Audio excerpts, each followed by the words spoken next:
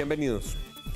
Ha terminado la minga indígena con un acuerdo entre el gobierno nacional y las autoridades indígenas y queremos hoy hacer el primero de varios balances con perspectivas distintas sobre lo que ocurrió en la minga y el saldo que dejó.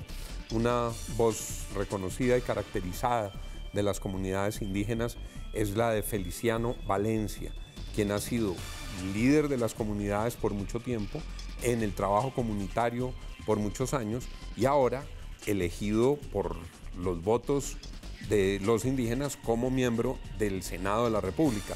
Saludo al senador Feliciano Valencia, bienvenido. Muchas gracias, doctor Juan, y un saludo muy especial a toda la audiencia. Lo veo con el jaguar del Yajé. Es correcto, el jaguar del Yajé, dado por los sabios indígenas en una sesión de medicina ancestral. ¿Qué significa, qué representa? La fuerza, la espiritualidad, las energías y la madre naturaleza. ¿Cómo evalúa el acuerdo que se logró con el gobierno nacional? Por un lado positivo, porque se logra avanzar respecto de las exigencias que venía planteando la minga. Un recurso que, si bien es cierto, no es como lo planteó la minga, bastante interesante para seguir desarrollando iniciativas que tienen las comunidades. La unidad de los pueblos campesinos, afros e indígenas que se unieron alrededor de esta minga. La resistencia que tuvo las comunidades indígenas concentradas casi un mes, o un mes prácticamente, porque hay gente que va llegando de manera escalonada. Y sobre todo una opinión que está empezando a conocer o a profundizar lo que los indígenas planteamos en materia de derecho.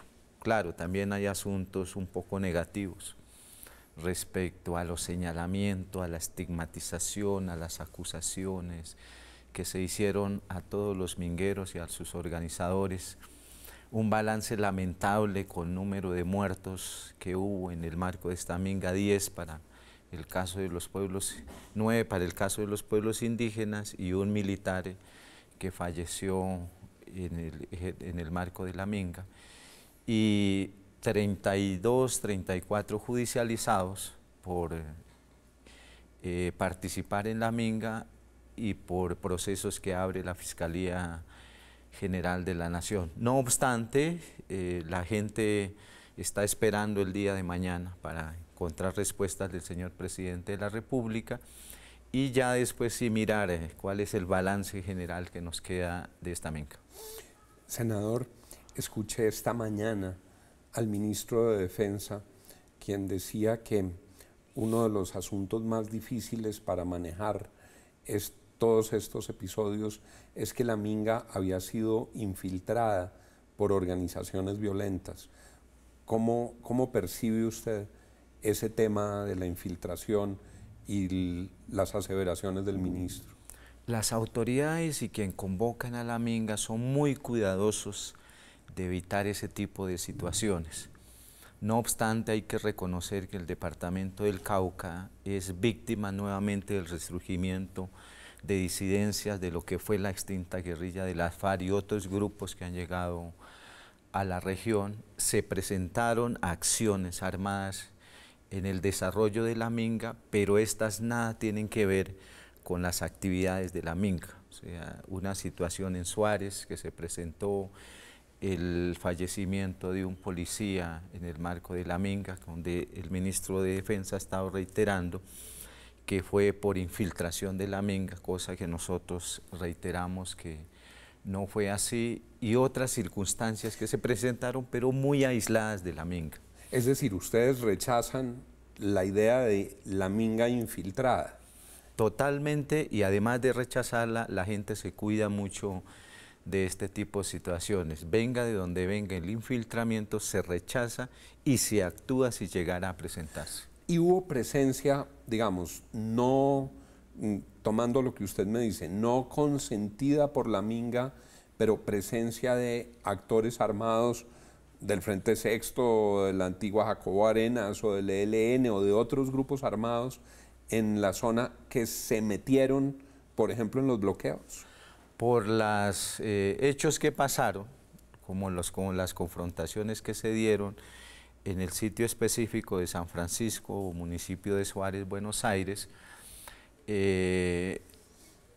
se tuvo una sensación de que la minga estaba infiltrada, pero los organizadores y las autoridades han dicho no hubo presencia dentro del grupo de la minga como tal. Sí hubieron acciones en los alrededores donde estaba concentrada la minga y por eso se da este tipo de anexión al rato por parte de la opinión. Pero la minga, hasta donde las autoridades manifiestan, no hubo infiltración. Le hago esta pregunta siguiente con todo respeto y la hago por equilibrio periodístico. En una entrevista, el joven José Antonio Bitonás dijo que había pertenecido simultáneamente por muchos años a la Guardia Indígena y a las FARC. Esas versiones, ¿cómo las reciben ustedes? ¿Es cierto, no es cierto? ¿Era un caso aislado? ¿Hay más casos? ¿Qué decir frente a esa relación Guardia Indígena-FARC? No es la primera vez que se hacen este tipo de acusaciones. Si ustedes revisan las anteriores jornadas de movilización, también siempre salían este tipo de acusaciones. El joven que habló en el Congreso, ya que está hablando por algunos medios de comunicación, insiste en que él fue guardia indígena y después fue guerrillero activo de lo que fue la guerrilla de las FARC.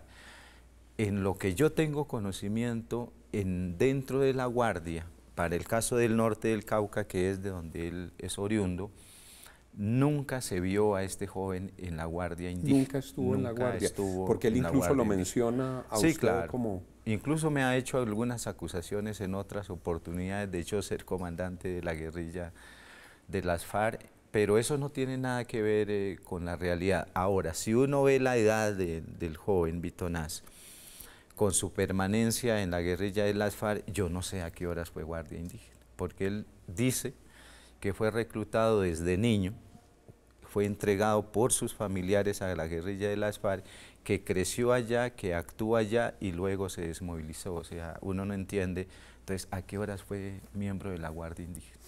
Senador, le pregunto por las negociaciones de mingas anteriores. Parte de lo que aquí ocurría es que había muchos ofrecimientos para levantar las mingas, pero luego las partes no cumplían. En esta oportunidad, le escuché decir a la ministra, hubo un acuerdo realista, lo que se acordó es lo que se puede cumplir. ¿Cómo evalúan ustedes eso? Con los anteriores gobiernos hay alrededor de 1.352 acuerdos pactados en todo el territorio nacional, cumplidos de manera parcial por todos los gobiernos. En esta ocasión, lo que la minga planteó fue ese cúmulo de acuerdos pactados en lo que nosotros, para el caso del Cauca indígena, conocemos como el decreto 1811. El presidente de la República se recibió con mucho entusiasmo el anuncio de 10 billones de pesos, la creación de un capítulo indígena, la articulación al Plan Nacional de Desarrollo, que nos permitirá atender las necesidades durante estos 4 años de mandato.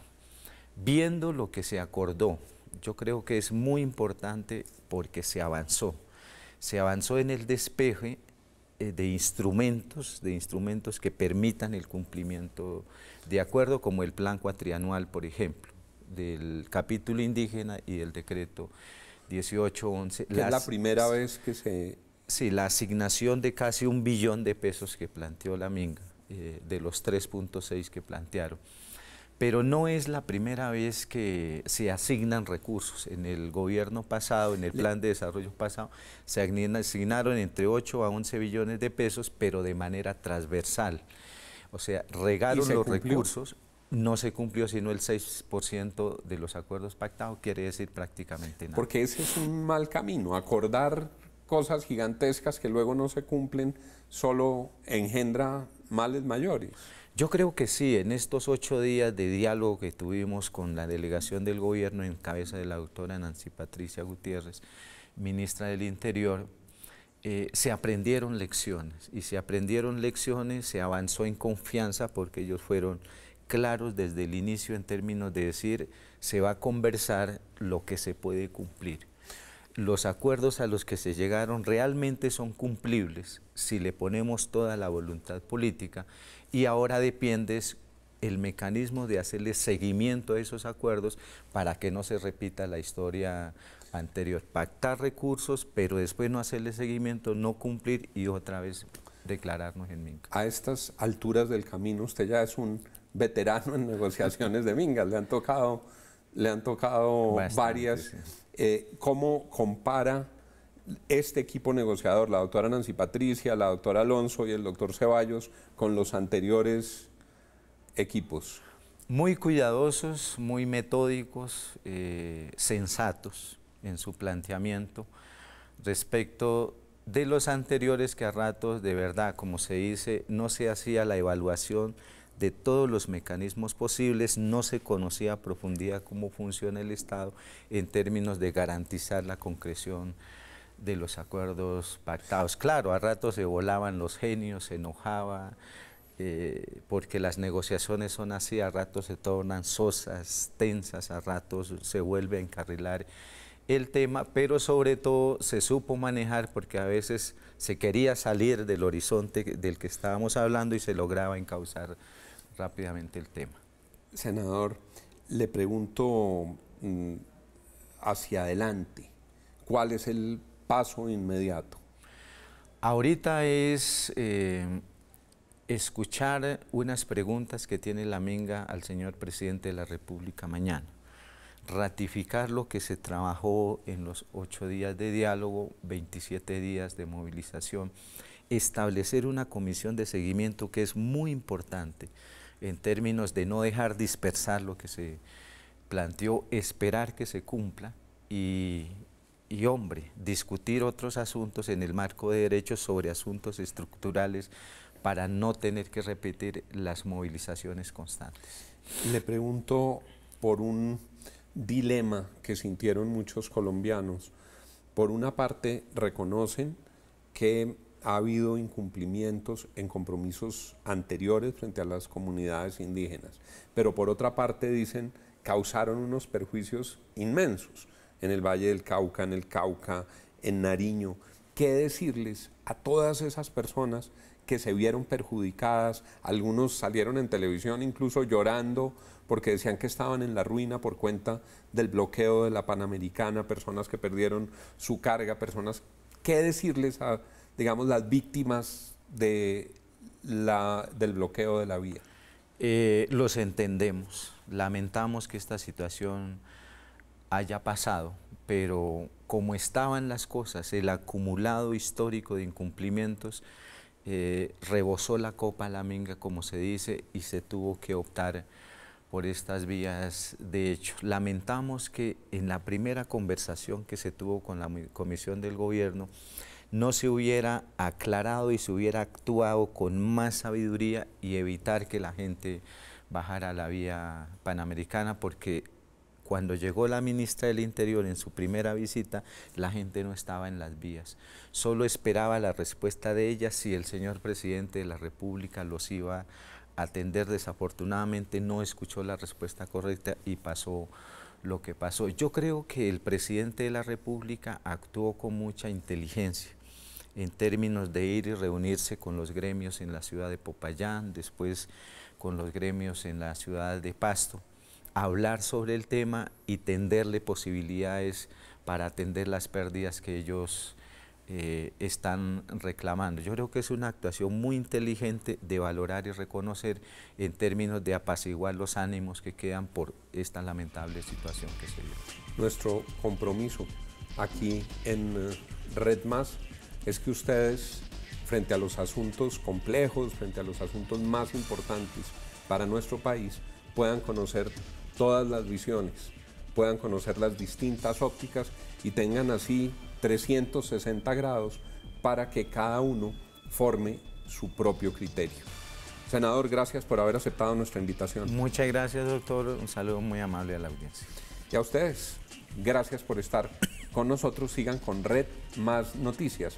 Y recuerden, conocer las noticias es bueno, entenderlas es mejor. Feliz noche para todos.